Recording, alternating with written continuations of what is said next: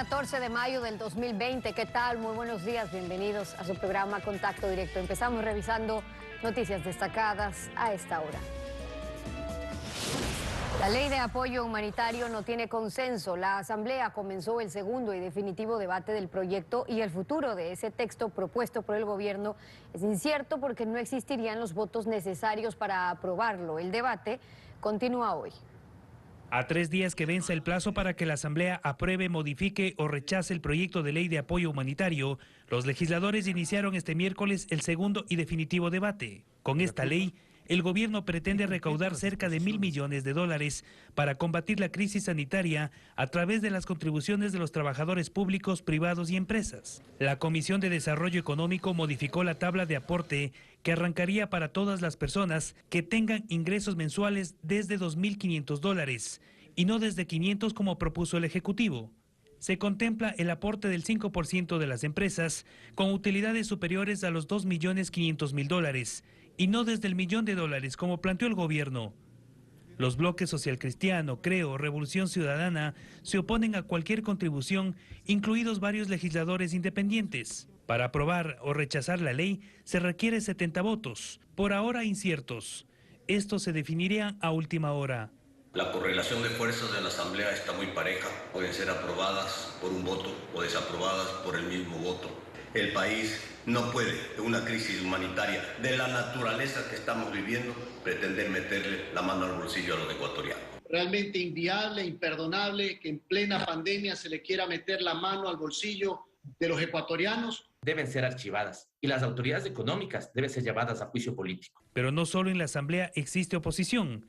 El Frente Unitario de los Trabajadores también rechazó la contribución económica y en medio de esta pandemia anunció protestas para el próximo 18 de mayo. Nosotros llamamos a la movilización. Decirle al gobierno que sí podemos salir dentro de las reglas y de los protocolos de la salud. Si hasta el sábado la Asamblea no aprueba o modifica el proyecto, entraría el planteado por el Ejecutivo por el Ministerio de la Ley. Mientras tanto, concluyó el segundo debate del proyecto de ley de ordenamiento de las finanzas públicas. La votación está prevista para hoy jueves. Hubo 4 mociones para el archivo de la norma, pero será el presidente de la Asamblea quien decida si se vota por ellas o por la aprobación del informe. El proyecto no convence a todos y así se cerró el debate. La votación quedó para este jueves. El correísmo, el Partido Social Cristiano y otros 2 legisladores pidieron el archivo de la norma. No es cierto que se necesita de esta ley para dar confianza a los organismos internacionales. Eso no es cierto. Lo que quieren son los recursos de la seguridad social. En tal sentido, señor presidente, he presentado a través de Secretaría mi moción para que este proyecto de ley sea archivado. Y las acusaciones mutuas no faltaron. El pacto que quede evidenciado en esta misma discusión. Bien dicen que los extremos se juntan, extrema derecha con supuesta revolución de izquierda para generar el caos en el país y para evitar que se ponga orden en las finanzas públicas. Es que en Creo dicen que el proyecto organiza el uso de los recursos del Estado. Pero el centro del debate fue el que el texto incluye al IES, ISFA e ISPOL en el sector público no financiero. Para unos afecta su autonomía, otros dicen que el tema se aclaró en la norma con un párrafo que señala: se respetará en todo momento las competencias definidas por la Constitución y la ley, así como la autonomía. No implicará ningún tipo de intervención o disposición por parte del gobierno central sobre estos fondos. Esa frasecita que se adiciona no va a subsanar el hecho, va a generarse entonces una grave disputa de carácter jurídico que tendrá que dirimir la Corte Constitucional. Quiero comprometerme públicamente a dejar establecido en este proyecto de ley que si bien la seguridad social es parte del Estado, no le pertenece al gobierno. Y la afinidad entre correísmo y Partido Social Cristiano es ahora también en contra de los organismos internacionales. Sigue la maldita dependencia con el Fondo Monetario Internacional. Cuidado, compañeros asambleístas, cuidado con hacerles el juego al gobierno. Se requieren 70 votos para la aprobación de la ley. Si se alcanza o no ese respaldo, por ahora nadie lo sabe. La actualidad, los protagonistas, el análisis y la información en Contacto Directo. Y para hablar sobre eso que está ocurriendo hoy en la Asamblea, revisemos quiénes son hoy nuestros invitados. Hoy estaba previsto que nos acompañe en Contacto Directo Daniel Mendoza, asambleísta de Alianza País y Aliados y ponente del proyecto urgente de ordenamiento de las finanzas públicas, pero a última hora de la noche canceló su intervención. Hoy vamos a conversar con Henry Kronfle, asambleísta del PSC y miembro de esa Comisión de Régimen Económico. Un proyecto de ley modificado casi en un 80% en la Asamblea. ¿Responde a un consenso con el gobierno o será un lavamanos también de las bancadas legislativas? Lo vamos a examinar. También estará con nosotros Pablo Zambrano, presidente de la Cámara de Industrias y Producción. La preocupación del sector productivo por la liquidez que le quita esta paralización y los nuevos impuestos. ¿Cómo mantener así 1.200.000 empleos y el Producto Interno Bruto? Lo conversamos también.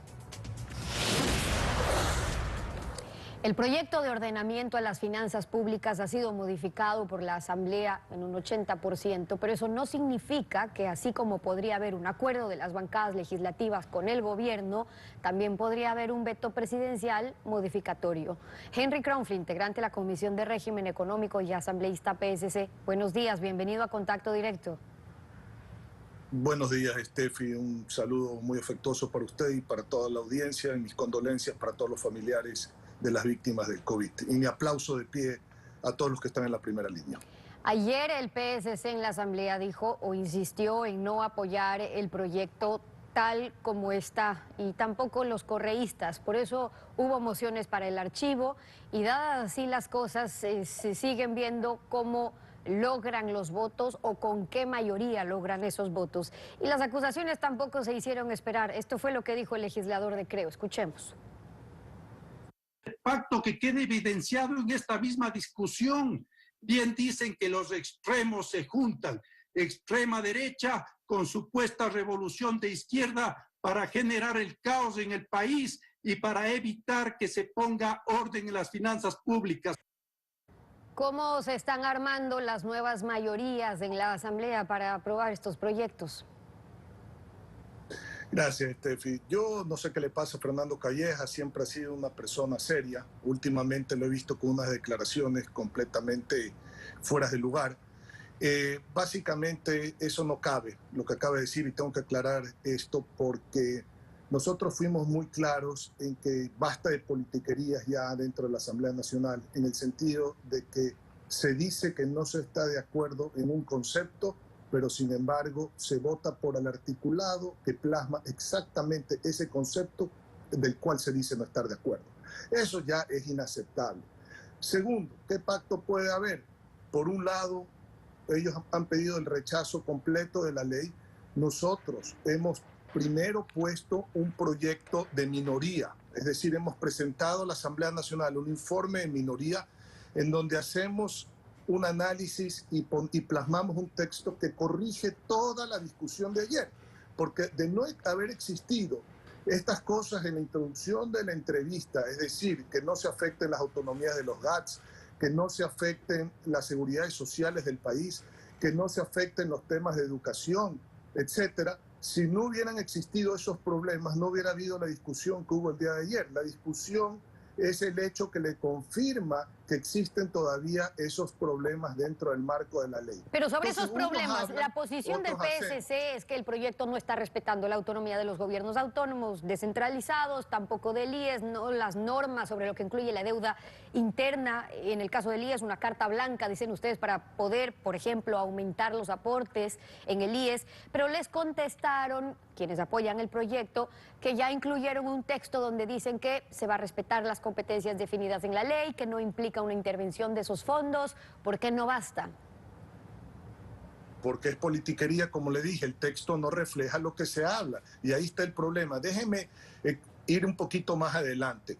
Cuando el ponente hace referencia diciendo que esta es una ley extremadamente técnica y que no hay que politizarla, politizando desde ahí con su iniciación en su ponencia, es lamentable ver que él mismo dice hay mucho que corregir dentro de la ley. Entonces comienza con un axioma, que es la confesión de parte, relevo de pruebas. Cuando usted ve el artículo 2, que es con el cual pivotea la ley, lo que se ha tratado de poner dentro de ese artículo 2 es una frase que tratan de hacer un híbrido, ese artículo 2, que es el artículo que define el sector público no financiero. Pero se olvidan que ese artículo 2 tiene referencias a otros artículos, el 4, el 8, el 20, el 22, el 35, el 40, el 41.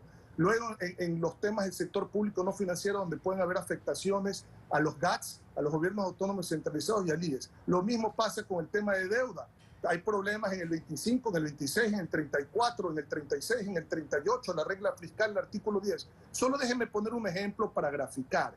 La ley tiene una correlación. No puede usted arreglar con una frase, decir, resuelvo este artículo, y después en otro artículo da una orden con respecto a parte de la definición de ese artículo que usted quiere subsanar con una frase. Así no funciona. Ok, pero vamos a los temas de fondo, es decir, lo que se pretende hacer con esos artículos, que es lo que le interesa a la gente, sobre lo que incluyen esos artículos. Con los gobiernos autónomos, ustedes sostienen que la intención real es desconocer la deuda interna, por ejemplo, con los GATS. Y del otro lado defendieron la necesidad de otorgarle al ministro de Finanzas más herramientas para poner en orden el gobierno central y otras entidades del sector público. Y ahí lo que argumentan es que también hay gastos irresponsables desde los municipios.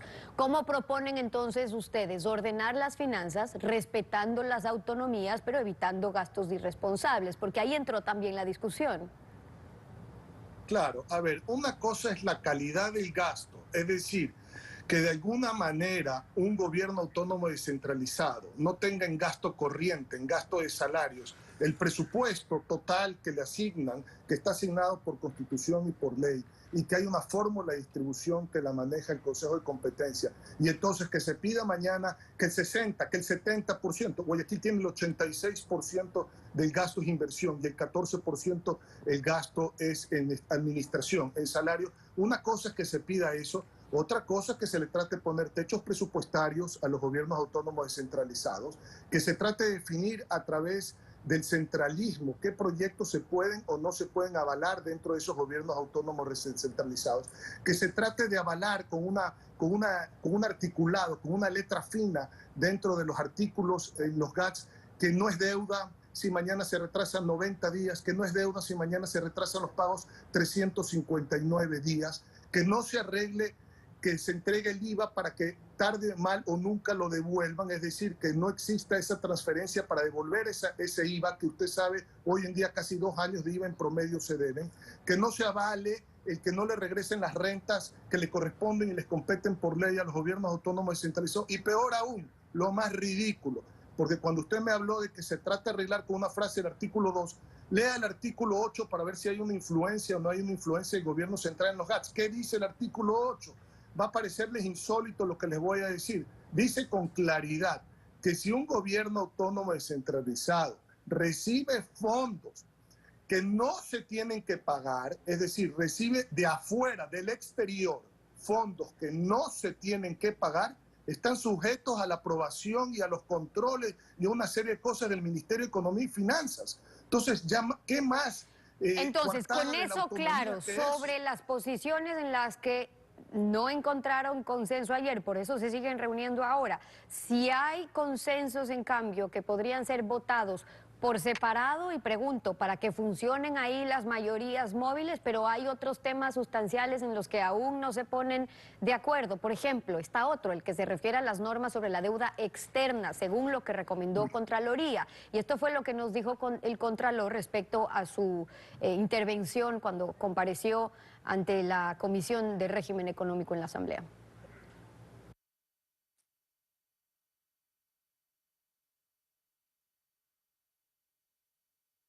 Yo mencioné en la comparecencia 2 resultados fundamentales de la auditoría de control público sobre deuda externa.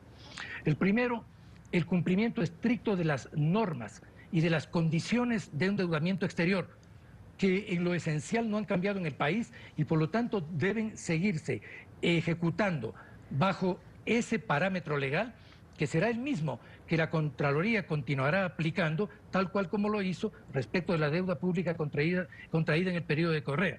Y el segundo elemento que es esencial es la transparencia en el registro de la información respecto de la deuda. Todos los componentes de la deuda interna y externa deben constar registrados en forma transparente y clara por parte del Ministerio de Finanzas. ¿Tampoco creen que se corrige esto en el proyecto? No, no se corrige y tiene toda la razón el Contralor General del Estado. El Ministerio de Economía y Finanzas no puede sustituir a la Contraloría General del Estado ni en el control, ni en los informes, ni en las sanciones. Es decir, se permite aquí hasta sancionar el Ministerio de Economía y Finanzas. Imagínese usted, en el tema de las condiciones de endeudamiento y en la transparencia del registro de la información cuando se está haciendo justamente un trámite en este sentido de adquirir una deuda nueva, tampoco hay claridad dentro de los procedimientos. Ya el país no quiere más sorpresas, pero hay otro problema adicional que nos preocupa a nosotros, y además de lo que dijo el Contralor, y es en los procedimientos que están establecidos para borrar deudas. El problema es si mañana se borran deudas internas para pagar deudas externas, y ese procedimiento de borrar deudas también nos tiene sumamente preocupados porque quieren establecer dentro de la ley el procedimiento. Eso conlleva, Steffi y la audiencia, conlleva hacer un reglamento. El reglamento va a tener que tener una rigidez tan brutal para poder conllevar ese procedimiento que puede contener falencias para, digamos, el manejo de la deuda. Y de ahí nuestra preocupación de que eso no tenga que entrar en la ley, sino eso tenga que tener una coordinación con el sistema judicial y además se tenga que hacer a través de una resolución plasmada para cada caso. El propósito fundamental de este proyecto de ley de ordenamiento, como dice su nombre, de las finanzas públicas, era evitar los abusos de poder que se cometieron por el gobierno anterior, los que se pueden seguir cometiendo en el actual sobre el manejo de la deuda pública interna, externa, como acabamos de ver, los préstamos del gobierno al Banco Central también, de las reservas de los bancos, sin pensar en hoy, sino lo que puede pasar mañana también, los GATS, el IES. ¿Cómo se puede prever en el proyecto de ley que en el futuro esos abusos no se vuelvan a cometer? Exactamente con el informe de minoría que nosotros hemos presentado, Steffi, corregimos el articulado, artículo por artículo, haciendo una separación entre lo que es el sector público no financiero del sector público per se de la administración pública central. Ahí es donde evitamos que hayan estos abusos. Usted no puede pretender en el marco del articulado meter a la seguridad social como en un saco en donde mañana esto se convierta por definición en algo que el gobierno pueda tenerlo como un cheque en blanco, sacarle la plata para financiar. Y entonces, si se le saca la plata, nunca van a alcanzar las aportaciones del sector empleador y el trabajador, que hoy son un impuesto al salario de más del 20%, nunca van a alcanzar como no han venido alcanzando para la función específica que tiene la seguridad social, que es dar servicios de salud, de invalidez, de vejez, de muerte, de créditos quirografarios, de créditos hipotecarios, pensiones de jubilación. Entonces, ¿cómo es posible que eso no se lo deje con una definición clara, absolutamente clara? Tanto así que el ministro Jarrín ha ido a la comisión para justamente, el ministro de Defensa, para justamente hacer una aclaración en este tema. Eso no puede continuar así. Tanto así que con la responsabilidad técnica, porque nosotros sí conocemos bien la materia, los que estamos dentro de esa comisión, hemos presentado un informe que es público, que lo puede leer cualquiera. Ahora, otra preocupación, y no sé qué tanto han hablado sobre eso, el uso del dinero electrónico es una tentación muy fuerte para el gobierno en la actual situación de iliquidez general. Por cierto, esto terminaría con la dolarización, llevaría al caos al país. Actualmente el gobierno no puede usar el dinero electrónico para pagar sueldos, para pagar a proveedores, porque lo prohíbe una regulación de la Junta de Regulación Monetaria, pero eso es una dependencia del Ejecutivo. ¿El proyecto de ley incluye alguna disposición que prohíba cambios al respecto? ¿Ustedes no vieron necesario plantear el tema? No, sí vemos con preocupación aún eso, porque se habla en parte del proyecto de ley que se pueden hacer emisión de valores por parte de títulos de valor por parte del Banco Central. Es decir, mañana vamos a suponer que sea un título del Banco Central, los famosos TBC que se usaron para la construcción, ahí no vemos problema. Pero personalmente yo fui una de las personas que impulsé la derogatoria una vez que entré a la Asamblea Nacional y desde las cámaras de la producción para tirarse abajo ese dinero electrónico que, si muy bien se acuerda el pueblo ecuatoriano, estaba respaldado en activos, ni siquiera en patrimonios ni en patrimonios líquidos, sino en activos. O sea, si el pasivo era más alto que el activo y se respaldaba en activos, era una misión completamente inorgánica más allá de ser ilíquida. Pero en todo caso, eso se bajó en la ley antes. Ahora se trata de poner una puerta para poder manejar alguna emisión por parte del Banco Central. Esto tiene que aclararse que no puede ser por ningún motivo el dinero electrónico. Más allá de eso, Steffi, usted acaba de hacer un tema muy importante. Hay otro tema que no se está tocando que está en relación a estos temas del servicio público, del sector público. Y es que se está permitiendo abrir una plataforma en paralelo para transar papeles entre instituciones del Estado, es decir, en vez de ir a través de las bolsas de valores de Guayaquil y Quito para hacer cualquier transacción de papeles entre entidades del Estado, se lo está haciendo en una plataforma, en un sistema en paralelo. Y esos son los temas... Esos son los temas que se están discutiendo hoy todavía en la Asamblea. Henry Kronfli es miembro de la comisión que trató el proyecto de ordenamiento a las finanzas públicas. Tienen apenas 2 días para que se apruebe ese proyecto, entre por el Ministerio de la Ley. Gracias por habernos acompañado hoy en Contacto Directo. Gracias. 7 de la mañana con 22 minutos. Tenemos que ir a una pausa. Al regresar estará Pablo Zambrano, el presidente de la Cámara de Industrias y la Producción. La liquidez de las empresas para trabajar, para pagar a los empleados está amenazada por un impuesto que poco le va a rendir al gobierno. Regresamos con eso, no se vayan.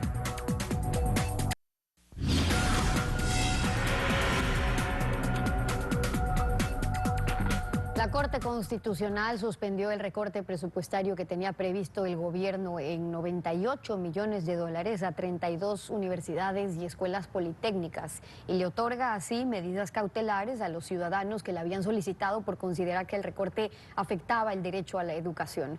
La Corte dispone a las autoridades del Ministerio de Finanzas, así como a la función ejecutiva, se abstenga de realizar modificaciones presupuestarias que puedan tener un impacto negativo en el presupuesto de las instituciones de educación superior.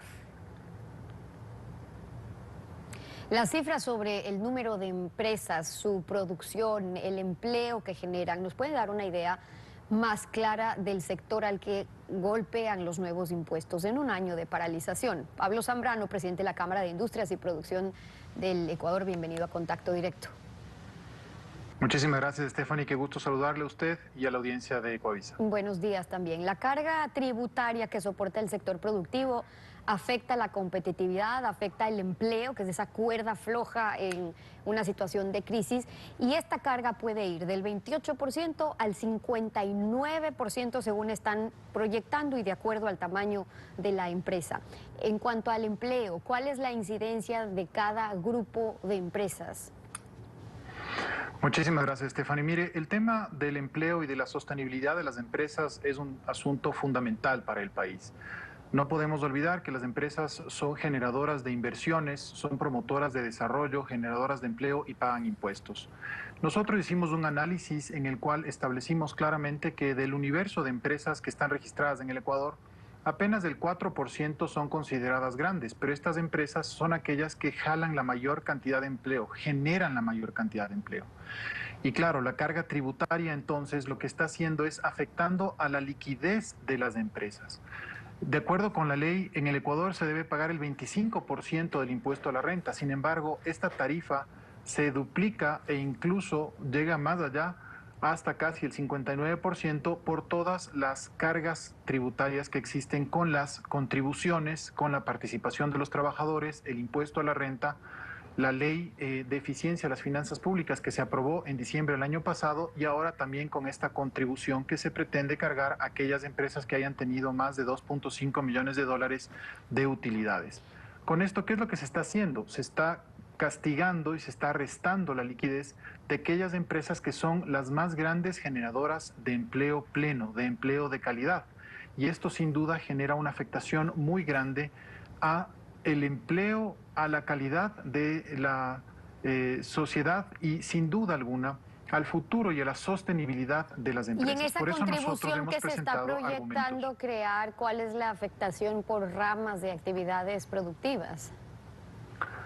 Sin duda, las ramas productivas que más se han visto afectadas son las ramas de comercio, la manufactura, construcción, transporte, telecomunicaciones y sin duda agricultura y turismo. En este momento no nos olvidemos que más del 70% de las empresas no está operando en el país y esto genera una afectación muy importante.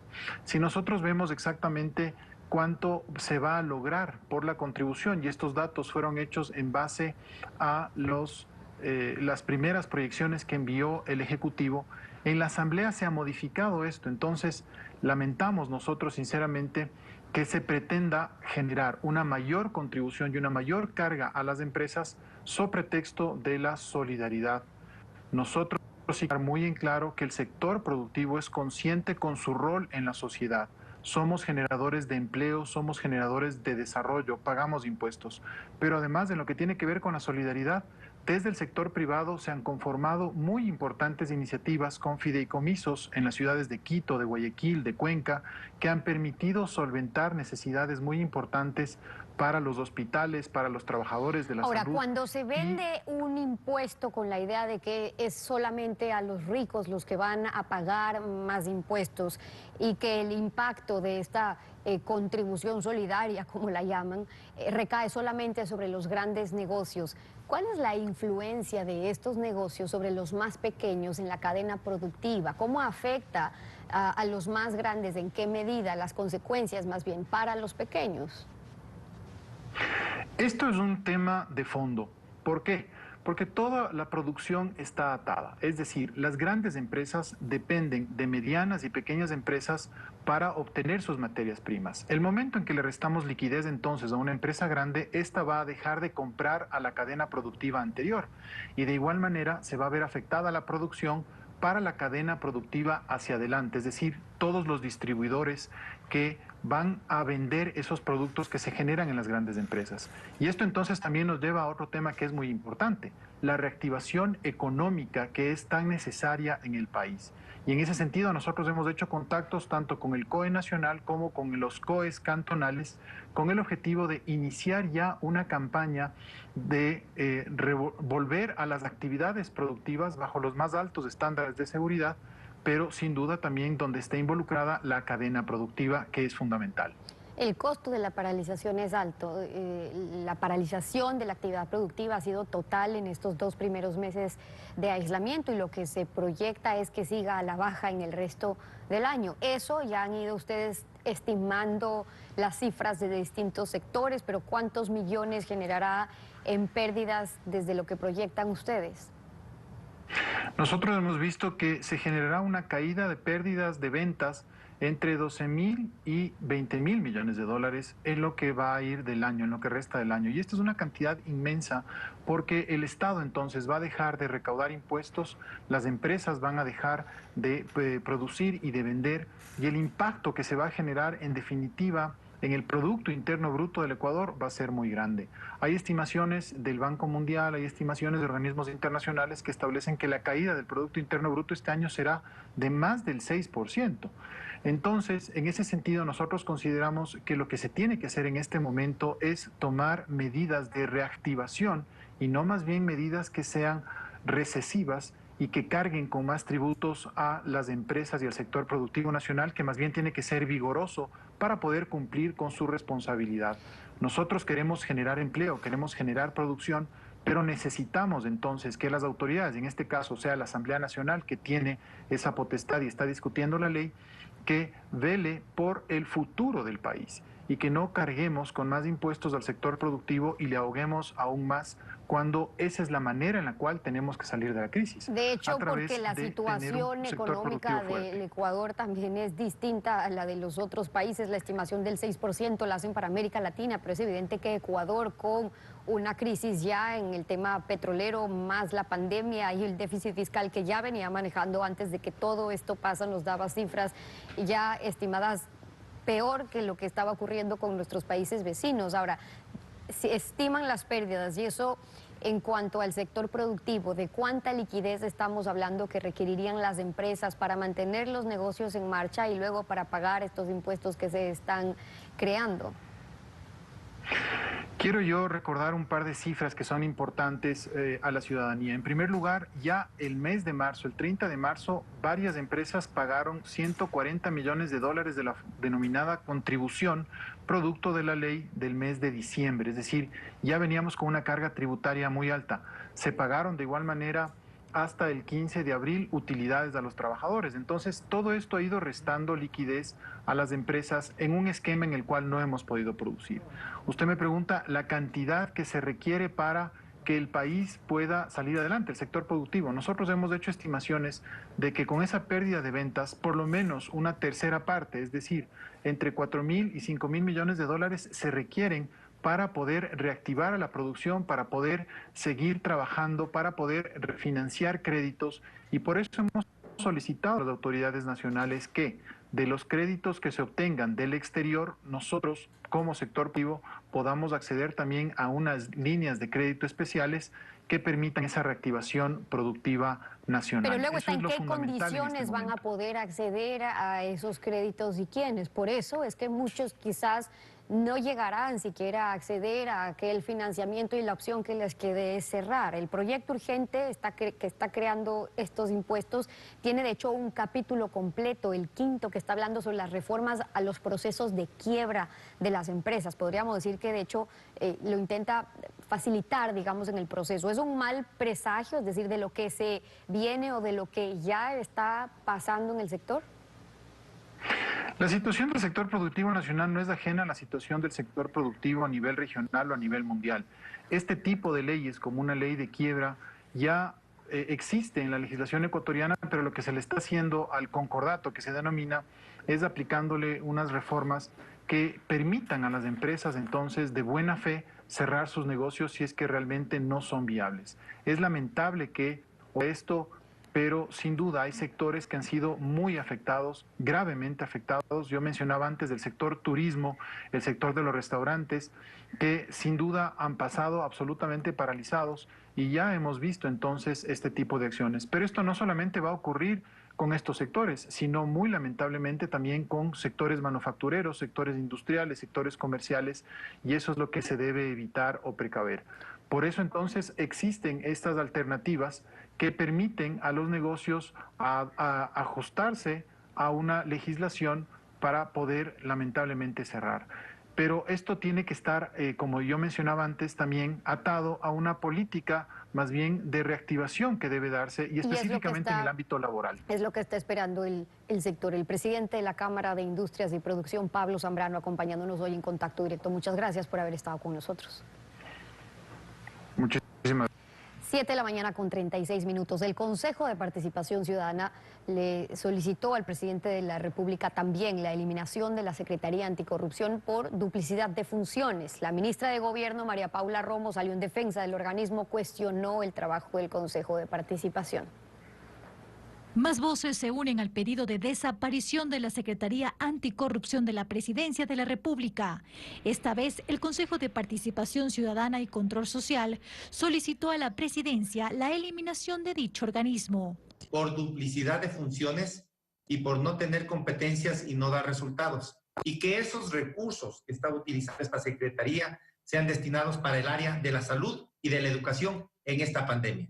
En días pasados, la misma sugerencia la realizó la fiscal general Diana Salazar, aduciendo la injerencia de esta entidad en las investigaciones de casos de corrupción, y envió una carta al presidente de la República detallando que el trabajo de la Fiscalía se ha visto afectado en varias ocasiones por la información o requerimientos de la Secretaría Nacional Anticorrupción a los diferentes fiscales. Y aunque todavía no existe un pronunciamiento oficial por parte del primer mandatario, la ministra de Gobierno, María Paula Romo, se pronunció al respecto y defendió la gestión de la Secretaría. Es una casualidad porque el Consejo de Participación Ciudadana y Control Social yo también creo que debería desaparecer. Es una casualidad entonces, porque ellos creen que debe desaparecer una instancia de 20 personas que diseña política pública y el Consejo de Participación Ciudadana tiene 290 personas para incentivar la transparencia y la participación ciudadana, y resulta que también algunos ciudadanos, entre esos me cuento yo, no vemos muchos resultados al respecto. A los cuestionamientos a la Secretaría Anticorrupción también se sumó el contralor Pablo Celi, quien considera que puede existir una superposición de funciones. Vean ahora los allanamientos que se dieron en hospitales de 4 cantones de Los Ríos por sospechas de irregularidades en los procesos de compra de insumos de medicinas durante la emergencia. La Fiscalía habría identificado una red de oficinas paralelas a estas casas de salud utilizadas para hacer compras públicas. En los exteriores de acá. Policías en lugar de doctores y patrulleros junto a las ambulancias. Son imágenes que se van repitiendo y parecería que ningún hospital público está a salvo de la corrupción. Esta vez fue allanado el hospital del Ministerio de Salud en Babahoyo. Ingresaron a las oficinas administrativas, financieras y de compras para recabar evidencias en esta investigación por supuestas irregularidades. No solo son sospechas. El fiscal provincial de Los Ríos, Luis Pesantes, confirmó que ya descubrieron algo. Ha habido oficinas paralelas, en otras instituciones han tenido oficinas paralelas en donde estamos recién recabando demás evidencias, computadoras y documentos, a fin de determinar si es que en realidad existe o no existe algún sobreprecio. También solicitó información al Servicio de Compras Públicas para contrastar en detalle cada contrato. Estamos interviniendo con fiscales especializados y con las unidades especializadas de la Policía Nacional autorizados para entrar a los lugares por los señores jueces de turno correspondientes y recabando las evidencias. Estas imágenes son del momento en el que allanaron el hospital el Ministerio de Salud en el cantón Ventanas. Según el gobernador de Los Ríos, Camilo Salinas, se investigará cada movimiento. Solicité se realicen las investigaciones a todos los procesos contractuales realizados durante esta emergencia por las entidades de salud de aquí de la provincia de Los Ríos. La madrugada de este miércoles también allanaron el Hospital del Seguro Social en Quevedo. Incautaron documentos y computadores, todo lo relacionado a la adquisición de medicinas, guantes, mascarillas y otros insumos. Tras esta acción judicial, el director de esta casa de salud dimitió. He decidido poner mi renuncia irrevocable al cargo de director médico del Hospital General Quevedo y permitir transparencia en todos los procesos de investigación que tengan que ser realizados por las entidades pertinentes. Asimismo, allanaron el hospital en el cantón Quinsaloma, pero en ninguno de estos operativos hubo detenidos. Con esto vamos a una pausa comercial, regresamos con más noticias, no se vayan. El gobierno ha ordenado un puesto de mando unificado para manejar la situación en Pichincha y el objetivo es coordinar acciones que permitan frenar el avance del coronavirus en la provincia. El avance del coronavirus en Pichincha con 2.339 casos confirmados y la saturación del sistema de salud pública obligó a las autoridades a concentrar toda su atención en la provincia de Pichincha. Nosotros hemos adoptado esta resolución de hacer un puesto de comando conjunto en Pichincha para el efecto. La instalación del puesto de mando unificado busca coordinar las acciones de respuesta entre las instituciones seccionales. El ministro de Salud lo considera importante, tomando en cuenta que este momento en la unidad de cuidados intensivos del Ministerio de Salud, de las 92 camas habilitadas, 62 están ocupadas, 30 disponibles. Y en el Seguro Social, que tiene 61 camas, las 61 están ocupadas, ninguna disponible. Usted comprende que la población del IES es bastante mayor que la de la población general que atiende el Ministerio de Salud Pública, y el COVID, la enfermedad COVID, el virus, tiene una preferencia especial para atacar para que las personas mayores se enfermen. Durante la emergencia, el gobierno dispuso la instalación del Comando Unitario, se lo traslada a Quito y estará liderado por el ministro de Salud, Juan Carlos Ceballos. Nosotros estamos trabajando como una unidad, tanto el IES y el Ministerio de Salud. No hay en este momento ninguna distinción en pacientes que nosotros recibimos. El anuncio del puesto de mando para Pichincha se lo hace en medio del pedido de 50 municipios del país que han expresado su deseo de pasar del semáforo rojo al amarillo. Con eso estamos despidiendo esta emisión de Contacto Directo. Mañana estará con ustedes Lenin Artieda y ya viene ahora Televistazo en la Comunidad.